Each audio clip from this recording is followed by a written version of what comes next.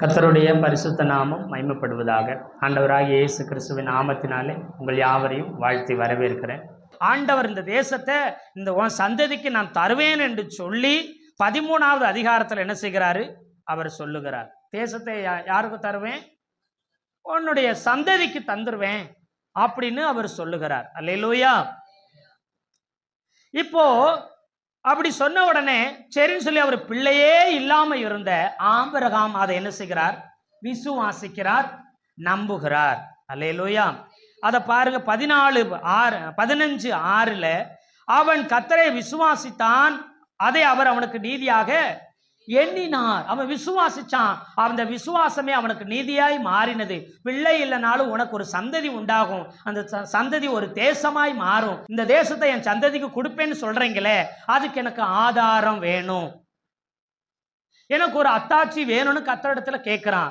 அந்த காலத்துல பத்திரம் பதிவு பண்ணும் பொழுது என்ன பத்திரம் பதிவு பண்ணணும்னா ஆடுகளை மாடுகளை மிருக ஜீவன்களை கொண்டு வந்து அந்த இடத்தை வாங்குறவங்க என்ன செய்யணும்? அந்த மிருக ஜீவன்களை கொண்டு வரணும். இப்ப நான் உங்ககிட்ட ஒரு இடம் வாங்குறேன்னா நான் மிருக ஜீவனை என்ன செய்யணும்? அதே போலதான் இன்னைக்கு யாரு இடத்த வாங்குறாங்களோ அவங்க தான் பத்திர செலவை ஏத்துக்கிறணும். இன்னைக்கும் அது நடைமுறையில் இருக்குது. அதனாலதான் ஆதியாகமம் 15வது அதிகாரத்துல கர்த்தர்ட்ட நான் இதை எதினால் அறிவன் 8வது வசனத்தில் சொல்கிறார். அதற்கு அவன், கர்த்தராகிய ஆண்டவரே, நான் அதை சுதந்திரித்துக் கொள்வேன் என்று எதினால் அறிவேன் என்று கேட்கிறான். உன் சந்ததிக்கு தருவேன், இந்த நாட்டவே உனக்கு தருவேன்னு சொல்றீங்களே, நான் இதை எதினால அறிவேன்? அப்படி கேட்ட உடனே, நீ உனக்கு இந்த இடத்தை நான் தருகிறதுனால, நீ இந்த இடத்தை என்னிடத்துல இருந்து பெற்றுக்கொள்ளுகிறதுனால, ஏன்னா பூமியின் அதன் நிறைவும் யாருக்குள்ளது? கர்த்தருக்குள்ளத. இப்ப யாருக்கு தர்றாரு? ஆபிரகாமுக்கு தர்றாரு. அப்போ நீ தான் பத்திர செலவை பொறுப்படுத்திக்கிறணும். அல்லேலூயா. இடம் வாங்குற நீ தான் பத்திர செலவை பொறுப்படுத்திக்கொள்ளணும். அந்த மிருகஜீவன்களை கொண்டு வர சொல்றார். அதற்கு அவர் 3 வயது கிடாரி, 3 வயது வெள்ளாடு, 3 வயது ஆட்டுக்கடா, ஒரு காட்டுப்புறா, ஒரு புறா குஞ்சுன்னு எல்லாத்தையும் கொண்டு வா. அல்லேலூயா சொல்லுங்களேன். அப்படின்னா என்ன அர்த்தம்? 3 வயது கிடாரி, பிரபுக்கள், ராஜாக்கள், பெரிய பெரிய ஆட்கள் அதை என்ன செய்வாங்க? அதை பலி செலுத்துவாங்க, பலி கொடுப்பாங்க. அப்படிப்பட்ட மேன்மக்களுக்கு 3 வயது வெள்ளாட்டுக்கடா பெரிய பெரிய ஜனங்களுக்கு, அப்புறம் காட்டுப்புறா புறா குஞ்செல்லாம் ஏழை எளியவர்களுக்கு, முடியாதவங்க என்ன செய்யணும்?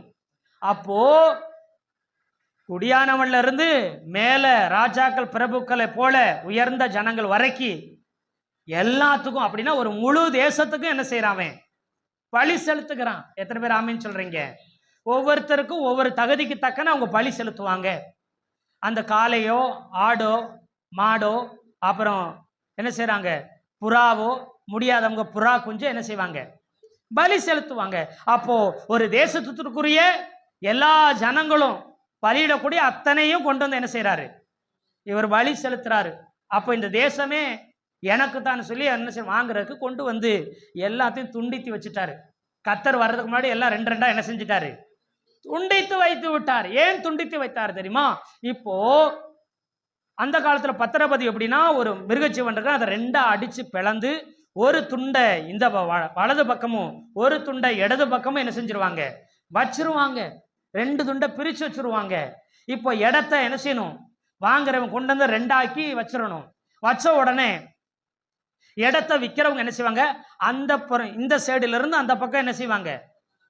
ஆமா, நடந்து போகணும். அந்த 2 துண்டுக்கு நடுவிலே போய் இந்த வடக்குல இந்த எல்லையிலிருந்து தெற்குல இந்த எல்லை வரைக்கும், மேற்குல இந்த எல்லையிலிருந்து கிழக்குல இந்த எல்லை வரைக்கும், இந்த 4 மால்கள், இந்த 4 எல்லையிலும் உள்ள சச்சமுக்கம் உள்ள இந்த இடத்தை நான் இன்னாராகிய இவருக்கு கொடுக்கிற மனப்பூர்வமா என்ன செய்றேன்? நான் கொடுக்கிறேன், விற்கிறேன் அப்படின்னு சொல்லி அவர் 2 துண்டாக்கப்பட்ட நடுவுல இருந்து அந்த அந்த துண்டான அந்த மிருகத்தின் அந்த இது நடுவுல போய் அந்த பக்கம் நின்றுட்டு சொல்லுவாரு, அத இந்த இப்படி நான் பத்திரம் பண்றேன், கிரயம் பண்றேன், என் இடத்த விற்கிறேன். ஒருவேளை இதை நானோ என் சந்ததியோ மறுபடி ஏமாத்தி வாங்க நினைச்சா, நானும் என் குடும்பமும் இந்த மிருகத்தை போல 2 துண்டா ஆக்கப்படுவோம் அப்படின்னு சொல்லணும். சொன்னதுக்கு அப்புறம் இந்த இடத்த வாங்குறாரு பார்த்தீங்களா, அவர் என்ன செய்வார்? இந்த பக்கத்துல இருந்து அவர் என்ன செய்வாரு? அந்த பகுதி அந்த 2 துண்டுக்கு நடுவில் நடந்து வந்து இந்த 4 எல்லையும் சொல்லி இன்னார் இடத்துல இருந்து என்ன செய்யறேன், இந்த எல்லை அடங்களுக்குள்ள இந்த இடத்த நான் வாங்குறேன், நான் வாங்கிட்டு இந்த இடம் சரியில்லை அது சரியில்லைன்னு சொல்லி அவங்கள ஏமாத்தவோ இல்லை அவங்களுக்குரிய பொருளை கொடுக்காமையோ நான் ஏமாத்தினாலோ என்னுடைய சந்ததியில் யாரும் பிரச்சனை பண்ணாலும் நாங்களும் என் சந்ததியும் என்ன செய்யும், அப்படி பிரச்சனை பண்ணினா இந்த மிருகத்தை போல 2 துண்டாக்கப்படுவோம் அப்படின்னு இவர் வாங்குறவர் என்ன செய்யணும், இந்த விதிமுறைகளை மீற மாட்டேன்னு சொல்லி என்ன செய்யணும், சொல்லித்தான் அந்த இடத்த பத்திரம் பிடிக்கணும். இப்படித்தான். அப்ப எழுத்து பத்திரமெல்லாம் என்ன செய்யாது, அப்ப கிடையாது, அப்ப இல்லை, அந்த முறை இல்லை. எத்தனை பேர் ஆமேன்னு சொல்றீங்க? அல்லேலூயா, அல்லேலூயா. அதுக்காகத்தான் இங்க 2 துண்டாக்கி வச்சிருக்கிறாங்க. நிறைய பேர் இந்த வேத வசனத்தை வாசிக்கிறாங்க பாருங்க. பறவைகள் அந்த உடலின் மேல வந்து இறங்குச்சு. 11ஆம் வசனம், ஆபிராம் துரத்தினானா. அப்போ 12ஆம் வசனத்துல சூரியன் அஸ்தமிக்கும் போது ஆபிராமுக்கு அயர்ந்த நித்திரை திகிலும் காரிலும் அவனை மூடிக்கொண்டது. இப்போ அந்த எல்லாத்தையும் 2 துண்டாக்கி என்ன செஞ்சிருக்கிறான், வைத்திருக்கிறான். ஆனா பச்சைகளை மட்டும் 2ஆ என்ன செய்யல, அது சிறியவையா இருக்கிறனால அதை என்ன செய்யல, அது துண்டிக்க வேண்டிய அவசியம் இல்லை. அது பலிகளில் போய் பார்த்தா அது துண்டிக்கணும்னு அவசியம் இல்லைன்னு வசனம் இருக்கும். அல்லேலூயா சொல்லுங்களேன். அப்போ என்ன செய்ய வச்சுட்டாங்க. ஒரு சிலர் என்ன சொல்றாங்கன்னா, இந்த பறவையை துண்டிக்காம விட்டுட்டாரு, அதனாலதான் அவருக்கு தூக்கம் வந்துருச்சு, அதனாலதான் கர்த்தர் அடிமையா போயிருன்னு சொல்லிட்டாங்கன்னு ஒரு விளக்கம் சொல்லிடுறாங்க தெரியாம. அல்லேலூயா சொல்லுங்களேன். இன்னொருத்தங்க என்ன சொல்றாங்கன்னா, பழிய என்ன எல்லாம் ரெடி பண்ணி வச்சது சரிதான், ஆனா கர்த்தர் வரும்பொழுது அவன் என்ன செஞ்சிட்டான், தூங்கிட்டான். அதுல அசுத்தமான பறவைகள் மிருகங்கள் வந்து பலி மேல என்ன செஞ்சிருச்சு, உட்காந்துருச்சு. அதனால ஆண்டவர் அந்த பலி ஏத்துக்கிறாம அவர் கோவப்பட்டு என்ன செஞ்சிட்டாராம், கோவப்பட்டு சொல்லிட்டாரு, நீ என்ன செய்வ, உன் சந்ததி 400 வருஷம் என்ன செஞ்சிருக்கும், அடிமையா இருக்கும்னு சொல்லிட்டாரு அப்படின்னு சொல்லி ஒரு விளக்கத்தை கொடுக்குறாங்க. அதுவும் தவறானது. அல்லேலூயா சொல்லுங்களேன். இப்போ எல்லாத்தையும் துண்டித்து வச்சிருக்க கர்த்தர் கொண்டு வர சொன்னா எல்லாத்தையும் துண்டித்து வைத்திருக்கிறான். அல்லேலூயா, துண்டித்து வைத்திருக்கிறான். இப்ப கர்த்தருடைய சத்தம் கேட்ட உடனே இந்த புறத்துல இருந்து அந்த பக்கம் போய், ஆண்டவரே இந்த எல்லை இந்த எல்லை இந்த எல்லை இவ்வளவு தூரம் உள்ள இடம் மட்டும் எனக்கு போதும்னு ஆபிரகாம் சொல்லி இருப்பான் அவசரப்பட்டு. ஏன்னா அவர் வரதுக்குள்ள எல்லாம் ரெடி பண்ணி வச்சிருக்கிறார். அப்படி எப்போ வருவான்னு ஆயத்தமா ரெடியா இருக்கிறான். எப்படி ஆண்டவர்கிட்ட என்ன செஞ்சிடும், பத்திரம் பிடிச்சி இந்த இடத்த எப்படியாச்சும் காணான நம்ம வாங்கிடணும் அப்படின்னு நினைக்கிறா. அப்படி அவர் என்ன நினைக்கிறாருன்னா, அவரும் அவர் ஜனங்களும் அவர் கூட உள்ள எல்லா வேலைக்காரங்க மிருகச்சீவனுங்க இதெல்லாம் கணக்கு வச்சு ஒரு 500 பேர் இருப்போமா, ஒரு 1000 பேர் இருப்போமா, அப்போ ஒரு 1000 பேர் 2000 பேருக்கு எவ்வளவு இடம் தேவைப்படும், எவ்வளவு நிலபுலம் தோட்டம் தேவைப்படும், இதெல்லாம் மைண்டில் வச்சுக்கிட்டு இருக்கிறாரு. அவர் வந்தோடனே இம்புட்டு இடத்த எனக்கு என்ன செய்யுங்க, நான் இதை எடுத்துக்கிறேன்னு சொல்லிட்டு வேகமா என்ன செஞ்சிடலாம், குறுக்க அந்த துண்டங்களுக்கு அந்த இறைச்சிகளுக்கு நடுவே என்ன செய்யலாம், உள்ள ஓடி போய் இந்த எல்லையெல்லாம் எனக்கு போத ஆண்டவரே அப்படின்னு வாங்கிக்கலாம்னு யார் ஆசைப்பட்டு இருக்கிறான், ஆபிரகாம். அல்லேலூயா சொல்லுங்களேன். அதிகமா பேராசையெல்லாம் பட வேணாம் அப்படிலாம் அவர் நினைச்சிருப்பார். வருக்க அப்படி நினைச்சிட்டு தான் இருக்கிறாரு. இதை கர்த்தர் பார்க்கிறார். ஆஹா, இவன் அவசரப்பட்டு நம்ம வந்த உடனே குறுக்கா இந்த பக்கத்துல அந்த பக்கம் ஓடி போய் 4 எல்லையும் உனக்கு தெரியாது, தேசத்தோட எல்லை தெரியுமா, ஏன்னா கால்நடையா நடந்து போறவர் தான். நமக்கு வெள்ளை கோயிலுடைய எல்லை அங்கங்க போடு வச்சிருக்கிற பார்த்து, ஓ இது வரைக்கும் வெள்ளை கோயிலுடைய எல்லை இருக்குன்னு நம்ம தெரிஞ்சுக்கிறோம். ஆமாவா இல்லையா? வெள்ளை கோயில் இல்லைன்னா இந்த வெள்ளை கோயில் அவுட்ரு போனோன்னே கிடையாது. மூலனூர் ரோடு போனீங்கன்னா குறிப்பிட்ட தூரத்துக்கு அப்புறம் தான் அந்த வெள்ளை கோயில் இந்த நகராட்சியின் எல்லை முடிவுற்றுறதுன்னு வரும். உடனே ஊரை தாண்டோன்னே வராது, குறிப்பிட்ட எல்லை இருக்கும். அல்லேலூயா சொல்லுங்களேன், அல்லேலூயா சொல்லுங்களேன். அதே போலத்தான் இவருக்கு 4 எல்லையும் யாருக்கு தெரியாது, ஆபிரகாமுக்கு தெரியாது. அவசரப்பட்டுட்டா என்ன பண்றதுன்னு பறவை இறங்குறத பார்த்து அவர் என்ன செய்யறாரு, துரத்துக்கிட்டே இருந்த ஒரு டயர்டாக்கி அவர் என்ன செய்யறாரு, தூக்கம் வந்துருச்சு. அல்லேலூயா சொல்லுங்களேன். அப்புறம் கர்த்தர் என்ன செய்கிறார், இறங்கி வந்து அவரோடு கூட பேசுகிறார். அல்லேலூயா. கர்த்தர் இறங்கி வந்து பேசுகிறார் பாருங்க. இறங்கி வந்துட்டு அவர் பேசும்போது சொல்றாரு, என்ன சொல்றாருன்னா அந்த வசனத்தை நம்ம அப்புறம் பார்க்கலாம். எப்படி இறங்கி கர்த்தர் எப்படி காணக்கூடாதவர் அந்த 2 துண்டங்களுக்கு நடுவே அவர் நடந்து வரணும்னா 17வது வசனம், சூரியன் அஸ்தமித்து காரிருள் உண்டான பின்பு இதோ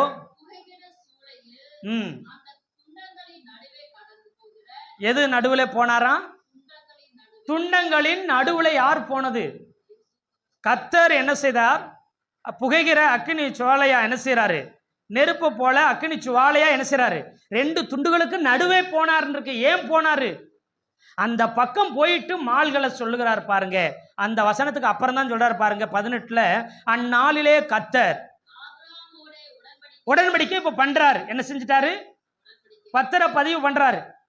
துண்டத்துக்கு நடுவே அந்த சைடு போயிட்டு உடன்படிக்கை பண்ணி இப்ப என்ன செய்யறாருன்னா பாருங்க, எகிப்து நதியின் துவக்கி ஐப்ராத்து நதி என்னும் பெரிய நதி மட்டும் உள்ளதும்னு சொல்லிட்டு அங்க வசிக்கிற ஜனங்களை சொல்றாங்க. கேனியரும் கெனிசியரும் கத்மோனியரும் ஏத்தியரும் பெருசியரும் ரெப்பாயிமரும் எமோரியரும் கானானியரும் கிர்காசியரும் எபூசியரும் என்பவர்கள் இருக்கிறதுமான இந்த 10 ஜாதிகள் இருக்கிறதுமான இந்த தேசத்தை உன் சந்ததிக்கு என்ன செய்தேன்?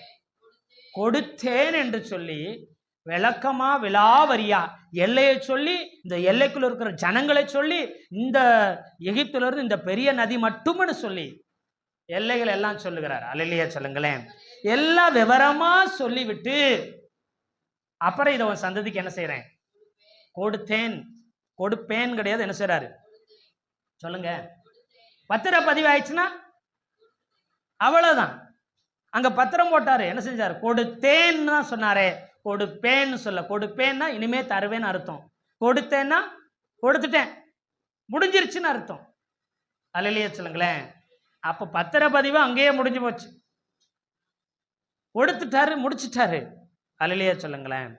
இப்போ இங்க சொல்றாரு, என்ன சொன்னாரு? அந்த 13ஆம் வசனம், அப்பொழுது அவர் ஆபிரகாமை நோக்கி, உன் சந்ததியார் தங்களுடையது அல்லாத அந்நிய தேசத்தில் பரதேசிகளாய் இருந்து அத்தேசத்தாரை சேவிப்பார்கள் என்றும் அவர்களால் 400 வருஷம் என்ன செய்வாங்க? நீ நிச்சயமாய் அறிய கடவாயின்னு சொல்றாரு. என்ன சொல்றாருன்னா, உன் ஜனம், இவன் சந்ததி 400 வருஷம் என்ன செய்வாங்க? என்ன தேசம்னு சொல்லல, ஆனா அந்த தேசத்துல என்ன செய்வாங்க? போய் அவர்களை சேவித்திருப்பாங்க. பரதேசியா இருந்து அவர்களை என்ன செய்வாங்க? அந்த தேசத்தாரை சேவித்து அங்க வாழ்வாங்க 400 வருஷம் சொன்னார். எத்தனை பேர் ஆமீன் சொல்றீங்க? அல்லேலூயா. ஏனா ஒரு தூங்குனதுக்காகவா இவ்வளவு பெரிய தண்டனை? அப்படியெல்லாம் இல்லை. அங்க சொல்லும்போது சொல்றாரு பாருங்க, 16ஆம் வசனத்தை வாசிங்களேன். 4ஆம் தலைமுறையிலே இவ்விடத்துக்கு உன் ஜனங்க, உன் சந்ததிக, உன் தலைமுறை என்ன செய்யும்? ஜனங்கள்லாம் திரும்ப வருவார்கள். ஏன் என்றால், அப்படின்னு முக்கியமா சொல்ற பாருங்க, ஏன் என்றால் எமோரியருடைய அக்கிரமம் இன்னும் நிறைவாகவில்லை. இந்த தேசத்துல இருக்கிற 10 ஜாதி ஜனங்க இங்க வாழ்ந்துட்டு இருக்கிறாங்க. திடீர்னு இவர்களை இந்த தேசத்துல இருந்து அழிச்சு, நேரடியா கர்த்தர் அக்கினி இறக்கி அவங்களை அழிச்சு கொன்று இங்க உடனே குடியேற்ற ஏன் முடியும்? ஆனா ஏன் அவர் செய்யலனா, அவர் நீதியுள்ள தெய்வம், நீதியுள்ள நியாயாதிபதி. இப்போ இவங்க அக்கிரமம் இன்னும் என்ன செய்யலையா? நிறைவாகவில்லை. சோதம் கொமோரா போன்ற சுற்றி இருக்கிற 5 பட்டணங்களுடைய பாவம் என்ன செஞ்சிச்சு? நிறைவானது. அவருடைய சந்நிதியில் என்ன செஞ்சிச்சு? போய் எட்டினதுனால தேவ தூதர்களை அனுப்பி என்ன செய்தாரு? அந்த பார்த்து என்ன செய்தார்? ஆமா, அக்கிரமம் நிறைவாயிருச்சு, அதனால பட்டணத்தை அழிச்சிட்டாரு. இங்க அக்கிரமம் நிறைவாகாம எப்படி இந்த 10 ஜாதிகளை கர்த்தர் அழிக்க முடியும்? அப்ப அநீதி உள்ள கர்த்தர் ஆயிடுவாரா? ஆக மாட்டாரா? எத்தனை பேர் ஆமீன் சொல்றீங்க? காரணம் ஏன் 400 வருஷம் அந்நிய தேசத்துல போய் உன் ஜனங்க பரதேசியா இருக்கிற காரணம் என்ன? இவர்களுடைய அக்கிரமம் நிறைவாகும் பொழுது அப்போ இவர்கள் நியாயம் தீர்க்கப்பட்டு எல்லாரும் அழிக்கப்படுவாங்க. அழிக்கப்பட்ட பின்பு உங்களுக்கு இந்த ஜனத்தை, இந்த தேசத்தை என்ன செய்வேன்? உன் சந்ததிக்கு கொடுப்பேன். அது வரைக்கும் நீங்க என்ன செய்யணும்? காத்திருக்கணும். அல்லேலூயா சொல்லுங்களேன். அல்லேலூயா. அதாவது இந்த ஜனங்க 400 வருஷம் இருக்கிறாங்களே, இந்த ஜனங்க இந்த கானான் தேசத்தை, மலைகளும் பள்ளத்தாக்கும் உள்ள இடத்தை அவங்க தோட்டங்களை நட்டு, பட்டணங்களை கட்டி, நீரூற்றுகளை உண்டாக்கி, துறவுகளை வெட்டி, விவசாய நிலமாய் மாற்றி, கல்லும் முள்ளும் எல்லாவற்றும் இருக்கிற அவைகளெல்லாம் பயிரிட்டு அதெல்லாம் சரி செய்து செம்மை பண்றதுக்கு எத்தனை வருஷம் ஆகும்? 400 வருஷம். இவங்களை வேலைக்காரங்களா இங்க என்ன செஞ்சிருக்கிறேன்? வச்சிருக்கிறேன். நீங்க போய் பரதேசியாய் என்ன செய்வீங்க? எகிப்துல போய் இருப்பீங்க. அது வரைக்கும் இந்த 400 வருஷம் இந்த 10 ஜாதிகள் என்ன செய்யறாங்க?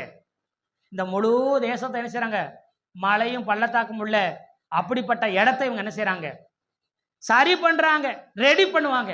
அது வரைக்கும் உன் ஜனங்க சிதறி போகாதபடி, உன் வம்சம் ஆங்காங்கே பரவி சிதறி விடாதபடிக்கு ஒரு இடத்துல என்ன செய்யணும்? வைக்கணும். எத்தனை பேர் ஆமீன்னு சொல்றீங்க? அல்லேலூயா சொல்லுங்களேன். அதற்காகத்தான் இந்த 400 வருஷம்.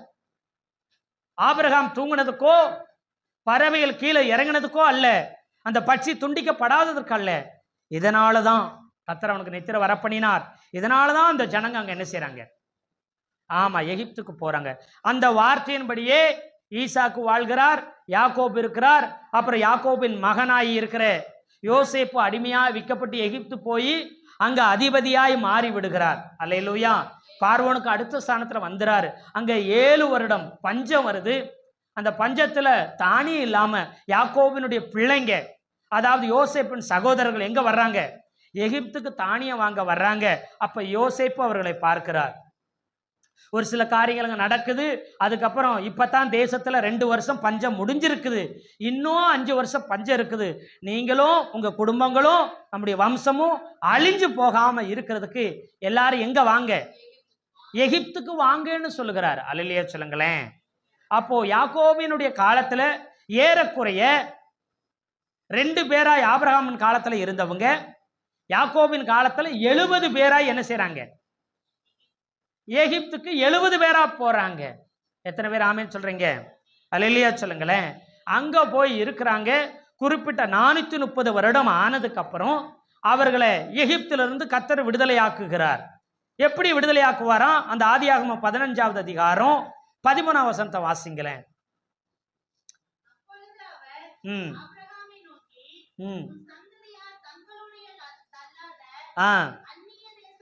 அந்நிய தேசமாகி எகிப்து தேசத்திலே பரதேசிகளாய் இருப்பாங்க. அந்த எகிப்தியரே சேவிப்பார்கள் என்றும் 400 வருஷம் யாரால உபத்திரப்படுவாங்க? எகிப்தியர்களால் என்ன செய்வாங்க? உபத்திரவப்படுத்தப்படுவார்கள். நீ நிச்சயமாய் அறிய கடவாய் என்று அங்க சொல்றாரு. அது மாதிரி 400 வருஷம் அங்க உபத்திரவப்பட்டாங்க. அங்க எகிப்தியரை சேவித்தாங்க. அதுக்கப்புறம் என்ன நடக்கும்? 14 அதாவது இஸ்ரவேல் ஜனங்களாய் இருக்கிற அவர்கள் சேவிக்கும் எகிப்திய ஜாதிகளை நான் நியாயம் தீர்ப்பேன். பின்பு ஏறக்குறைய 400 வருஷத்துக்கு முன்னாடி, 450 வருஷத்துக்கு முன்னாடி சொல்லிட்டாரு. அந்த எகிப்தியரை என்ன செய்ய? தேசத்தை சொல்லல, அந்நியர் சொல்லியிருக்கோம். அந்த எகிப்தியரை நான் வாதிப்பேன். அதுதான் 10 வாதையை குறித்து அங்க சொல்றாரு. நியாயந்திருக்கிறாராம். 10 வாதைகளை கொடுத்து நான் நியாயந்திருப்பேன். அதோட விட்டு விடாம இவங்க திரும்ப வரும்போது எப்படி வருவாங்களாம்? அடிமை எப்படி பொருட்களோட வர முடியும்? அல்லேலூயா சொல்லுங்களேன். அடிமையை ஒரு பொருளும் கிடைக்காது. அவன் உயிரோட இருக்கிறதே பெருசு. அடிமையை திரும்ப உயிரோட விடவே மாட்டாங்க. தன்னை விட்டு பிரிஞ்சு போக நினைச்சா ஒரு அடிமை, அந்த ஓனர் எஜமா நினைச்சு உடனே கொன்று போட்டுருவான், கொலை செய்து விடுவான். இப்ப எகிப்தியருக்கு அடிமையா இருக்கிறாங்க. அடிமைத்தனத்தை விட்டு வெளியேற நினைச்சாலே கொலை செஞ்சிடணும், உயிரோட விட்டு வைக்க மாட்டாங்க. இவங்க அடிமைத்தனத்திலிருந்து வெளியில வருவாங்க. ஆனா எப்படி வருவாங்களா? மிகுந்த பொருட்களோட வருவன்னு சொன்னது போலதான் அவர்கள் எகிப்தியரிடத்தில் எல்லாத்தையும், வெள்ளியும் பொன்னையும் உடைமைகளையும் எல்லாத்தையும் கேட்டு கேட்டு என்ன செய்தாங்க? அவங்களும் வாரி வாரி இங்க மட்டும் தயசு இருந்துற, உங்களாலதான் தலைப்பிள்ளைகள் மரணமே வந்துருச்சு, நீங்க போயிட்டீங்கன்னா நீங்களும் உங்க கடவுளை இங்க இருந்து போனா போதும்னு என்ன செய்யறாங்க? எதை கேட்டாலும் தாரேன், இங்க மட்டும் இருக்காங்கன்னு கொடுத்து அனுப்பினாங்க.